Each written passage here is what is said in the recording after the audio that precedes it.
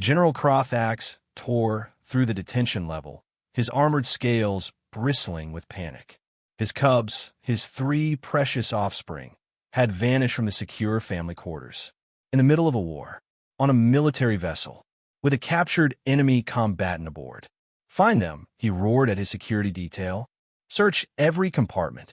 The war between the Scaran Empire and the Terran Alliance had been brutal. 3 years of conflict, countless casualties.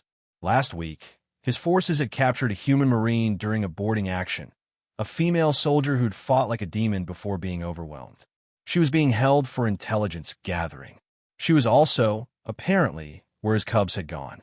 Crothax burst into the detention cell, weapons raised, expecting the worst. Hostage situation. Leverage. Perhaps his cubs being used as shields. Instead, he found Sergeant Maria Chun sitting on the floor, back against the wall, her hands zip-tied in front of her. And curled up on her chest and lap, purring contentedly, were all three of his cubs. The Marine looked exhausted. There was dried blood on her uniform from interrogations. Her left eye was swollen, but her expression was gentle, almost amused. She said quietly in heavily accented Scaran, clearly trying not to wake them. "They squeezed through the ventilation about 2 hours ago. Seemed scared. I think the ship's engines are too loud for them." Crothax's weapon lowered slightly.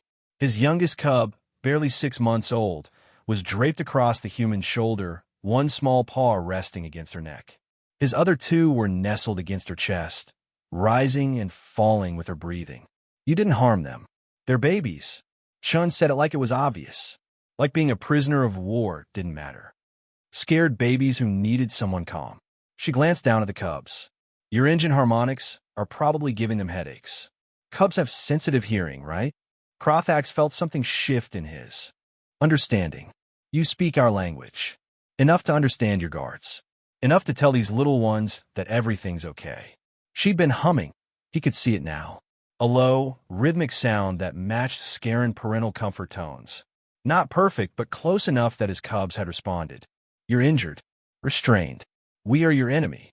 Crothax's confusion bled into his voice. "Why comfort them?" She met his eyes. "Because they're kids, General. War's got nothing to do with them." She shifted carefully, adjusting so the smallest cub wouldn't slip. "On Earth, we have a saying, no matter whose baby, all babies are sacred." Crothax stood frozen. His cubs, who barely tolerated his own staff, who hissed at most soldiers, were sleeping peacefully on an enemy combatant. The human hadn't tried to use them as leverage, hadn't hurt them, had simply cared for them. "My intelligence officers said humans were brutal, merciless warriors. We are." Chen's voice was matter-of-fact. "But we're also parents, siblings, friends. We compartmentalize." She looked at the sleeping cubs. "These aren't combatants. They're just babies that got scared and found the first calm adult they could reach." The smallest cub made a soft chirping sound in its sleep. Chun immediately adjusted her humming, and the cub settled. "You're trained in xenobiology?" "Nope. Farm girl from Montana. Raised cattle. Helped with lambing season, bottle-fed abandoned calves." She smiled slightly. "Scared baby is a scared baby, no matter how many legs it has." Crothax signaled his guards to stand down. He approached slowly, and his cubs didn't stir, completely trusting. He'd never seen them this relaxed around a stranger. "I should execute you for this," he said, but there was no conviction in it. "For babysitting? That'd be a weird war crime." Chun winced as she shifted her weight. "Look, General, I know how this looks, but your cubs needed comfort, and I wasn't going to let kids suffer because their dad and I are on opposite sides of conflict."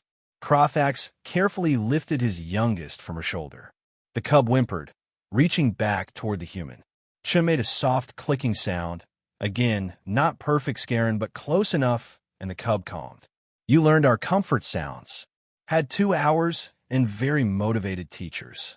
She nodded at the cubs. "They showed me what worked." As Crothax gathered his offspring, his eldest cub woke, looked between its father and the human, then chirped at Chun, a sound of affection and gratitude.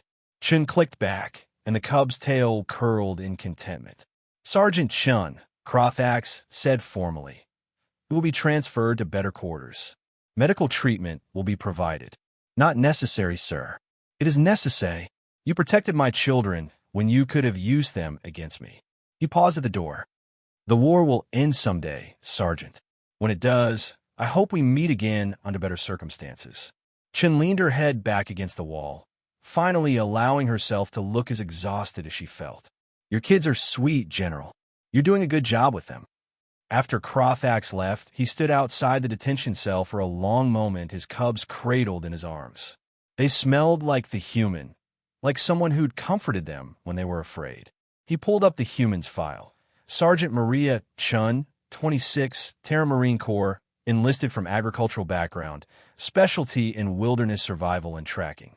Captured after holding position to allow civilian evacuation.